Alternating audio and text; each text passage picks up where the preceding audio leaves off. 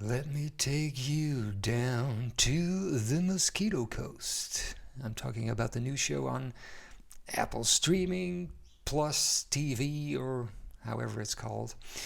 Haven't read Paul Theroux's book, haven't seen the 1986 Harrison Ford movie, so I went into this thing blind, and I was pleasantly surprised. This thing is surprisingly good. Don't expect any coastlines or mosquitoes just yet, because they're taking their time. It's one carefully planted beat after another. I hate to say it, but you gotta say it, because that's what everybody wants to know. Is it woke? Nope. Nope, it's not woke. The Mosquito Coast doesn't play in the wokery sandbox, which doesn't mean it'll stay that way, but so far, so good. It's character driven, and when a story's based on character instead of symbols and signaling, it keeps the woke at bay. The first episode, titled Light Out, is about an ordinary family of four. We have Allie Fox, Margot Fox, Dina Fox, and Charlie Fox. But the Foxes turn out to not be so ordinary as they may appear. Things are a bit off, you could say. The first rule of the Fox household: you don't have a cell phone. Second rule of the Fox household: you don't have a cell phone or use any phone ever. Dina and Charlie don't go to school. Allie is a sort of genius in engineering, but he's working all types of jobs and gets paid under the table. What's going on here? Well, don't ask me, because the show keeps everything pretty close to the vest. And I like that. I like to stay in the dark about exactly what is going on, as long as there is enough happening to keep things interesting. And there is. The show's building up to something slowly, but it's not a slow show. There are a few things that are clear. Mom and Dad are fugitives. They're wanted, that's obvious. And Margot tells us that they've been on the run for 9 years. And they changed identities no less than 6 times.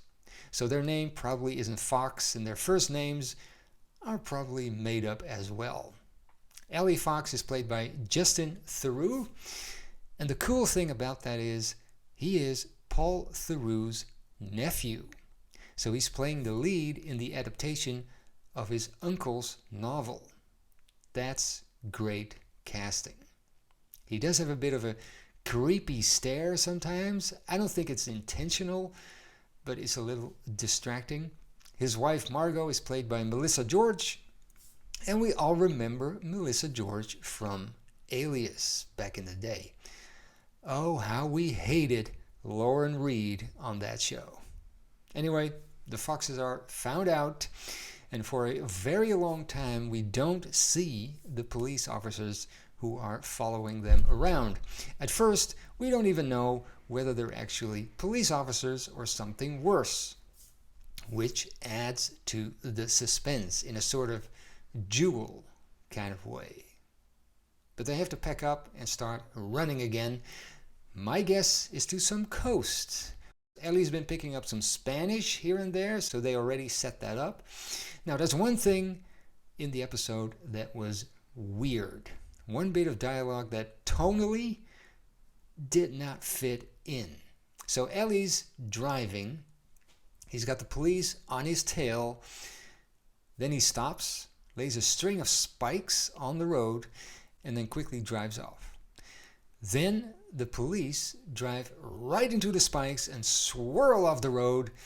They get out of the car, and the male police officer says, "I think I can see the problem." His female colleague replies, "The problem is you drive like someone trying to suck his own dick." What? That is such a weird writing decision in a fairly serious show like this, to put a dick joke in there. And it's not even a joke. It's not funny. Now, I think we'll get to know these two characters better in future episodes. There seems to be a lot of hostility there. So this joke probably sets up something that's going to happen later. But even if that's the case, it's still weird.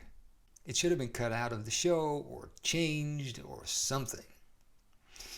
As far as first episodes go, this is a pretty good one.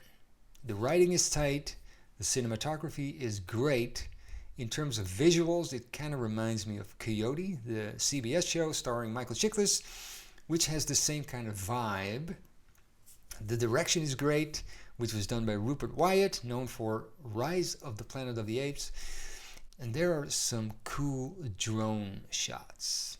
And you can just tell that they've carefully crafted this thing. They spent a lot of time and effort on it. So out of a complete overload of streaming shows, you probably didn't even know the Mosquito Coast existed.